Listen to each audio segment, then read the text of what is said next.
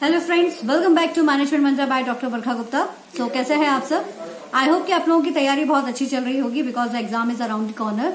So guys, before starting, जैसा आप जानते हैं कि आज आप लोगों का एक अच्छा मैराथन सेशन चल रहा है IFS ऑर्गेनाइजेशन की तरफ से, तो आप लोग उसको ज्वाइन कर सकते हैं। डिटेल आपको नीचे डिस्क्रिप्शन बॉक्स में मिल जाएगी। और जैसा आप यहाँ पर जो पिक्चर है उसमें देख ही रहे हैं कि ये 12 आवर का मैराथन है जो ऑलरेडी स्टार्ट हो चुका है, तो इसका आप फायदा उठा सकते हैं। ये आप लोगों के लिए बेस्ट है। पेपर 1 की इसमें पूरी प्रिपरेशन आप लोगों को कराई जा रही है, तो गो थ्रू इट।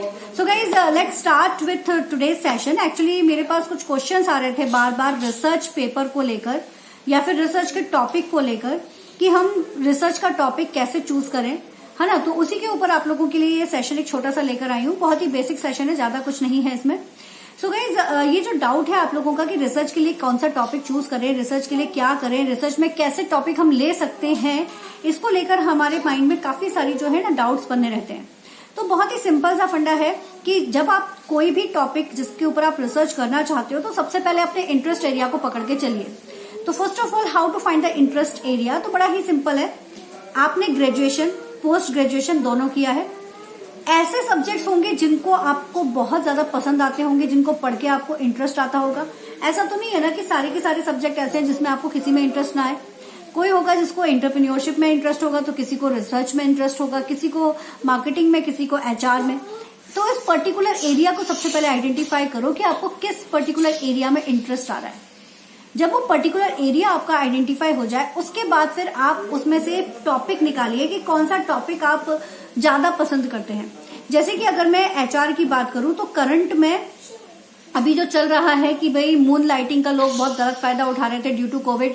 अभी भी बहुत सारी ऑर्गेनाइजेशन ऐसी है जो वर्क फ्रॉम होम की फैसिलिटीज प्रोवाइड करी हुई है, तो उसके चलते वो मून लाइटिंग का जो है वो गलत फायदा उठा रहे हैं, जो प्रोविजन दिया जा रहा है।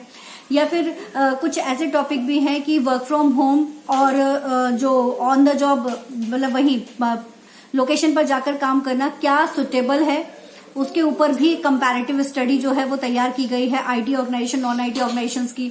तो या फिर बैंकिंग सेक्टर्स की अगर मैं बात करूं, तो बैंकिंग में प्राइवेट और पब्लिक बैंक को लेकर ही काफी सारी कंपैरेटिव स्टडीज जो है वो आप कर सकते हैं। मार्केटिंग की बात करें तो किसी भी 2 ब्रांड्स को लेकर या फिर मार्केटिंग की न्यू स्ट्रैटेजीज कौन सी है, न्यू ट्रेंड कौन सा है, उसको लेकर काफी सारे न्यू टॉपिक आपके फॉर्म हो सकते हैं, जिनको लेकर आप अपना जो रिसर्च पेपर है या थीसिस जो है वो उसके लिए आप टॉपिक चूज कर सकते हैं। ग्लास सीलिंग के ऊपर लोग टॉपिक चूज करते हैं कि जो ग्लास सीलिंग है वो क्या है, लाइक कुछ ट्रेंडी टॉपिक। बट ऐसे टॉपिक जिसके ऊपर मान लीजिए, अब क्वेश्चन ये आता है कि मैम ऑलरेडी अगर किसी टॉपिक के ऊपर बहुत सारा काम हो चुका होगा, तो क्या उस टॉपिक को हम चूज कर सकते हैं या नहीं कर सकते हैं? इन दैट केस आप कर तो सकते हो, but the situation is that कि आपको या तो अपनी कंपनी चेंज करो, या जो वेरिएबल्स आप लोग चूज करते हो, लाइक जो एलिमेंट्स आप ले रहे हो, लाइक किसी ने अगर मोटिवेशन लिया है तो आप लॉयल्टी लीजिए, है ना। जो एरिया अगर किसी ने लिया हुआ है कि किसी ने मान लीजिए MP के पूरे एरियाज को कवर कर लिया है, तो अब उसको ना करके UP के एरियाज या फिर किसी दूसरी स्टेट के एरियाज को कवर कीजिए। तो अपनी स्टडी को चेंज करके, एरिया के अकॉर्डिंग चेंज करके आप उस स्टडी में कुछ नयापन लेकर आ सकते हो, तब आप उसको चूज कर सकते हो। और गाइज, इट्स बेस्ट कि जैसे हम सब शोध गंगा के बारे में जानते ही हैं, तो मैं आपको सजेस्ट करूंगी कि शोध गंगा पर आप जाइए और वहां पर देखिए कि किस तरह से वो लोग अपने हेडिंग्स बनाते हैं, किस तरह से वो लोग थीसिस क्रिएट करते हैं, किस तरह के टॉपिक उन लोगों ने चूज किए हुए हैं। तो वो अगर आप देखोगे तो उससे आपको और ज्यादा आइडिया मिल जाएगा। ठीक है, तो यही छोटी सी चीज है कि टॉपिक को चूज करना it's not a big deal, but उस टॉपिक को चूज करने के लिए पहले हमको जो स्टेप्स रखनी है वो यही है कि पहले तो आपका इंटरेस्ट एरिया होना चाहिए। दूसरा ये कि उसके ऊपर कितनी स्टडी प्रीवियसली हो चुकी है, तो वो आपको पता होना चाहिए। तीसरा कि क्या नयापन है उसको कर रहे हो, जिसको आप कर रहे हो वो नयापन आपके सामने होना चाहिए। चौथा, आपको डेटा कलेक्शन जो है वो आसानी से हो जाए, इस तरह के टॉपिक को आपको चूज करना चाहिए। पांचवा, फिजिबिलिटी एनालिसिस करना बहुत जरूरी है। दैट मीन्स कि जो टॉपिक आप चूज कर रहे हो वो कितना ज्यादा लाइक फिजिबल है मार्केट में जब आप उसको लेकर आओगे उस समय पर, यानी कि आपकी थीसिस जब आप लोगों के सामने लेकर आओगे उस समय पर, इस बात का आपको पता होना चाहिए। तो ये कुछ 5 पॉइंट्स हैं, इनको अगर आपने ध्यान रख लिया तो आपका जो रिसर्च टॉपिक है वो आसानी से चूज हो जाएगा, उसमें बिल्कुल भी दिक्कत नहीं आएगी। और एक बच्चे ने क्वेश्चन पूछा था कि मैम मैनेजमेंट के लिए रिसर्च के क्या टॉपिक हो सकते हैं, तो जैसा मैंने आपसे कहा कि पहली बात तो यही हो गया, मैनेजमेंट में जो आपका इंटरेस्ट फील्ड है ना, उसी के अकॉर्डिंग आप अपने टॉपिक चूज कर सकते हो।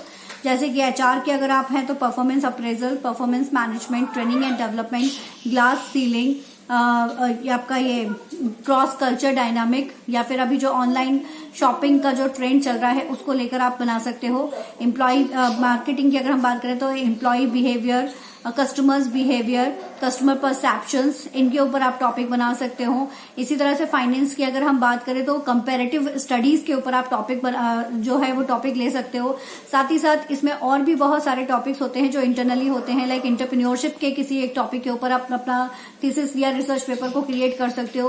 तो टॉपिक आर अनलिमिटेड, आप किसी भी टॉपिक को चूज कर सकते हो। Just find out your interest area, then उसके ऊपर आप सर्चिंग शुरू करोगे तो टॉपिक ऑटोमेटिकली निकलकर सामने आ जाएंगे। So this is all about for today. यही एक छोटा सा सेशन मुझे आप लोगों के साथ शेयर करना था रिगार्डिंग की रिसर्च के टॉपिक क्या हो सकते हैं और कैसे हम उसे चूज कर सकते हैं। आई होप कि वीडियो आपके लिए हेल्पफुल रही हो। All the best, take care, keep study hard with smart. All the best.